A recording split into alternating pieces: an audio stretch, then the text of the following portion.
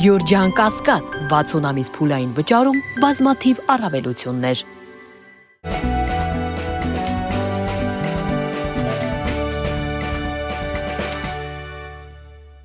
Բարև ձեզ։ Fast Info եթերում շարունակում ենք հետևել միջազգային իրադրությանը։ Մամուլում տեղեկատվություն տարածվեց, որը չհերկվեց նաև իշխանության կողմից, որ Ադրբեջանի տարածքով Հայաստան հացահատիկ է գալու, կամ արդեն եկել է, եւ այդ հացահատիկը ղազախական հացահատիկ է։ Ակնհայտ է, որ Ղազախստանը վերջին շրջանում շատ է ակտիվացել, հատկապես ակտիվացել է մեր տարածաշրջանում եւ հատկապես հայ-ադրբեջանական հարաբերությունների կարգավորման գործում։ Ավելին, Ղազախստանի միջոցով նաև Հայաստանը ակտիվացնում է կապերը ՆԱՏՕ-ի հետ եւ Ղազախստանում գտնվող ՆԱՏՕ-ի գրասենյակի հետ են հատկապես այդ կապերը ակտիվացել։ Բացի այդ, Ղազախստանը վերջին շրջանում ակնհայտորեն հետաքրքրություն է ցուցաբերում հայ-ադրբեջանական հաշտեցման գործընթացին իր մասնակցություն ունենալու համար։ Այս փուլում Ղազախստանը կազմակերպում է միայն փորձագիտական մակարդակի հանդիպումներ, փորձելով հասկանալ, թե ինչ քայլեր պետք է իրականացվեն Հայաստանի եւ Ադրբեջանի միջև խաղաղություն հաստատելու եւ հաշտեցնելու համար։ Հիմա էլ Ղազախստանը իր հացահատիկը Ադրբեջանի տարածքով է ուղարկում Հայաստան։ Սա իհարկե որոշ լրատվամիջոցներ ներկայացրեցին իբրև դարակազմիկ առաքելություն եւ իրադարձություն, բայց փորձենք հասկանալ, թե իրականում ինչ է թաքնված այս ամենի հետևում։ Մի բան ակնհայտ է, թե Հայաստանը ցանկություն ունենա իրականում հացահատիկ ներկրել Ղազախստանից, ապա դա կարող է անել ուղիղ Վրաստանի տարածքով, Ռուսաստանով, Վրաստանով բերել Հայաստան եւ բնավ պարտադիր չէ ղազախական հացահատիկը տանել ուրեմն Ադրբեջան, այնտեղից Ադրբեջանով երկաթգծով բերել Վրաստան, Վրաստանով երկաթգծով բերել Հայաստան եւ ցույց տալ, թե Ալիևը այնքան մեծ լավություն է անում Հայաստանին, որ հրամայել է անխոչնդոտ ապահովել Հայաստանի համար նախատեսված հացահատիկի տարանցիկ անցումը իր երկրի տարածքով։ Սա նաև վտանգավոր է, որովհետև ցանկացած բայի, եթե մենք հույսներս դնում ենք սրա վրա եւ այլևս նախկին ավանդական աղբյուրներից հրաժարվում ենք, ցանկացած բայի Ադրբեջանը փակում է հացահատիկի մատակարարումը Հայաստան, իսկ մենք այդ ժամանակ արդեն իջեցնեմ, փաստացի զրկված ենք լինելու ավանդական շուկաներից, իսկ ավանդական շուկան Հայաստանի համար միշտ եղել է Ռուսաստանի Դաշնությունը։ Հատկապես հաշվի առնելով, որ վերջին տարիներին Ռուսաստանը պահպանում է հացահատիկի շուկայում առաջատարի դեր եւ առաջինն է աշխարհում հացահատիկի արտադրության ծավալով։ Եվ այս ամենի փոխարեն մենք չգիտես ինչու նախընտրում ենք ղազախական հացահատիկը, որը բնականաբար ավելի թանկ պետք է լինի միջև հասնի Հայաստան, որովհետև մի քանի պետության տարածքով է անցնում։ Իսկ Վրաստանը իբրև տարածիկ պետություն օգտագործվում է Ռուսաստանի կողմից իր հացահատիկը ԵԱՏՄ անդամ մյուս պետության Հայաստանին փոխանցելու համար։ Այստեղ Ղազախստանի դիրքորոշումը եւ դերակատարումը բոլորովին այլ է։ Ցույց է տրվում, թե իբր խաղաղության համար են պայքարում, բայց բնականաբար Ղազախստան ամեն ինչ անում է Ռուսաստանին մեր տարածքում իրենով փոխարինելու համար։ Իհարկե շեշտը դրվում է նաև այն հանգամանքի վրա, որ Ղազախստանը ԵԱՏՄ անդամ պետություն է, Ղազախստանը ՀԱՊԿ անդամ պետություն է եւ դժվար թե Ղազախստանից վնաս լինի կամ վտանգ լինի, եթե նա մասնակցություն ունենա հայ-ադրբեջանական հարաբերությունների կարգավորման գործընթացին։ Ինչևէ, Տոկաևը բավականին խորամանկ խաղ է սկսել եւ վստահ ենք, որ այս քայլը չի արվում սեփական նախաձեռնությամբ։ Ղազախստանի միջոցով փորձում են Ռուսաստանից դուրս բերել մեր տարածաշրջանից, դուրս բերել Հայաստանից, փոխարինել Ղազախստանով եւ հետո նաեւ ցույց տալ, թե Ղազախստանը կարողացավ այնպես անել, որ Ադրբեջանը իր տարածքը տրամադրեց ղազախական հացահատիկը Հայաստան բերելու համար։ Ինչևէ, բավականին վտանգավոր խաղ եւ աչալուրջ է պետք լինել։ Հացահատիկի խնդիրը չի այստեղ խնդիրն է ցույց տալ, թե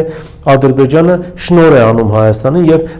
խաղաղությունը իրապես հաստատվել է։ Ադրբեջանը, տեսեք, արդեն վերացնում է շրջափակումը եւ թույլ է տալիս իր տարածքով հայկական բեռները անցնել։ Նշանակում է Թրամփի մայրուղին էլ իրականություն է դառնալու, նշանակում է որևէ վտանգ չկա հայկական բեռների համար, եթե նրանք անցնեն Ադրբեջանով։ Իհարկե վտանգ չէր լինի, եթե եւ իհարկե ավելի կարեւոր կլիներ, եթե ուղիղ կերպով Ադրբեջանից մտներ Հայաստան, բայց ինչու է Ադրբեջանով մտնում Վրաստան, հետեւաբար դրա գինը մի քանի անգամ թանկանում է, հետո նոր Վրաստանից գալիս Հայաստան։ Նշանակում է այստեղ խնդիրը ոչ թե երկկողմ տնտեսական հարաբերությունների զարգացումն է, այլ այստեղ աշխարհակաղակական լուրջ խնդիրներ կան եւ լուրջ պլաններ կան Հայաստանի հետ կապված, ինչի մասին արդեն ասեցի։ Ինչևէ, սպասենք տեսնենք, թե իրադրությունը ինչպես է զարգանալու եւ ղազախական կողմը ինչպես է ներկայացնելու իր այս միջնորդական առաքելությունը։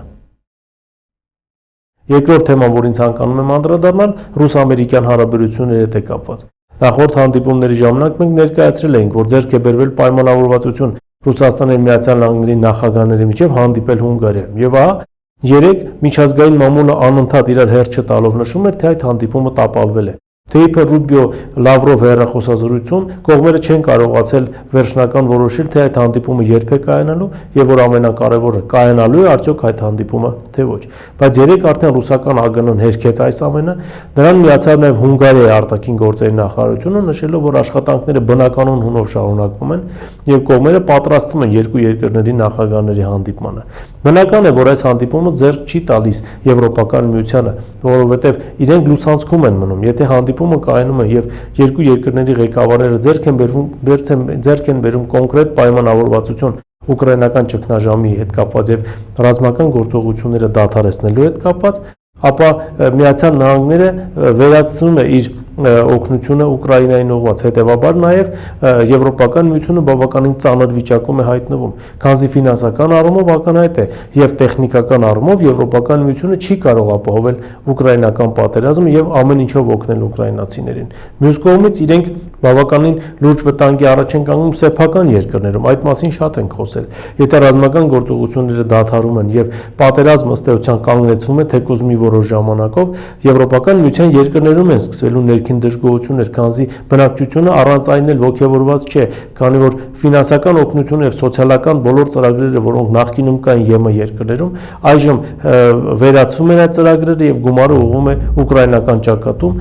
Եվրոպական միության հաղթանակը ապահովելու համար, առնվազն ռազմավարական հաղթանակը ապահովելու համար։ Հիմա ԵՄ անդամ պետությունների ղեկավարները ստիպված պատասխան են տալու իրենց երկրների քաղաքացիներին, թե ինչու են իրենք սկսել մի քանի անգամ ավելի վատ ապրել եւ ինչու պետք է իրենք վատ ապրեն հանուն ինչ որ պետությունների աշխարհաքաղաքական շահերի։ Ինչևէ, սպասենք տեսնենք, թե իրավիճակը ինչպես է զարգանալու։ Եվ երրորդ թեման, որին ցանկանում եմ անդրադառնալ, Վրաստանի հետ է կապված։ Վրացական ընդդիմությունը հայտարարում է, որ իրենք վերադառնում են խորհրդարան եւ պատրաստ են վերցնել падգամավորական մանդատները։ Սա արդեն նորություն է։ Եթե հիշում եք, Վրաստանում խորհրդարանական ընտրություններից հետո ընդդիմությունը հայտարարեց, որ չի ճանաչում արդյունքները։ Ավելին, մի քանի անգամ փորձ արվեց այնտեղ գունավոր հեղափոխություն իրականացնել։ Վերջին փորձը ընդամենը շաբաթներ առաջ էր, բայց դրանից հետո ակնհայտ դարձավ, որ ընդդիմությունը չի կարողանալու իշխանությունը վերցնել եւ չունի նաեւ այն աջակցությունը, անվերապահ աջակցությունը արևմուտքից, որ կար նախկինում։ Արևմուտքի համար էլ սա ըստ էության այս պահին ձեռնտու չէ Վրաստանում իրավիճակի փոփոխությունը հասնելու համար ողջ ռեսուրսները ներդնել, քանզի ըստ էության ստացվում է, որ նրանք իրենց համար երկրորդ ճակատ են բացում Վրաստանում, պատճառ դառնալով Վրաստանի եւ Ռուսաստանի միջև հարաբերությունների բարելավման եւ ջերմացման։ Սա բնավ չի բխում նաեւ Եվրոպական միության շահերից։ Դրա համար կարծում ենք, որ Եվրոպական միության հենց հորդորով է վրացական ընդդիմությունը համաձայնվել վերադառնալ խորհրդարան։ Սա մարտավարական քայլ է, որ կարծում ենք փոքր ժամանակ շահելու եւ իրավիճակը հետագայում ավելի մանրամասն ուսումնասիրելու եւ նոր կոնկրետ քայլեր անելու համար։ Իսկ այն, որ վրացական իշխանությունը ամեն ինչ անելու է, որպեսզի թույլ չտա երկրում նոր իշխանափոխություն, դա եւս ակնհայտ է։ Մինչդեռ իր հերթին վրացական ընդդիմությունը օգտագործելու է բոլոր հնարավորությունները իրենց պատվիրատուների միջոցով հասնելու Վրաստանում իշխանափոխության, քանզի այն ինչ այսօր կատարում է Վրաստանում բնականաբար ձեռնտու չէ բովանդակ արևմուտքին։ Վրաստանը չմիացավ հակառուսական պատժամիջոցներին, իսկ Վրաստանը շատ կարևոր պետություն է Եվրոպական միության համար, իբրև Ռուսաստանի սահմանակից պետություն։ Սահմանակից նաև այն առումով, որ նա ուղիղ կերպով սահմանակցում է Հյուսիսային Կովկասի հետ, որը երբեք աչքի չի ընկել իր հանգստությամբ։ Հետևաբար հույս կար, որ Վրաստանի միջոցով կկարողանան այնտեղ եւս անհանգստություններ հրահրել, ինչպես ասում են, պայթեցնել Կովկասը եւ պատճառ դառնալ, որպեսզի ուկրաինական ճակատում Ռուսաստանը թուլացնի հարձակողական տեմպերը։ Բայց հիմա վրացական ընդդիմությունը գնում է խորհրդարան։ Հիմա տեսնենք, թե իրադարձությունները ինչպես կզարգանան, ինչքան երկար խորհրդարանում կմնա ընդդիմությունը եւ որ ամենակարևորն է, կհաջողվի արդյոք ընդդիմությանը չեղյալ համարել այն հայտնի օրենքը, որը վերաբերվում է օտարերկրյա գործակալներին եւ հասարակական կազմակերպությունների օտարերկրյա ֆինանսավորմանը։ Այս թեմաներն էին, որոնց այսօր ես ցանկացա անդրադառնալ, այսօր այսքանն է, շնորհակալություն, կհանդիպենք եթերում։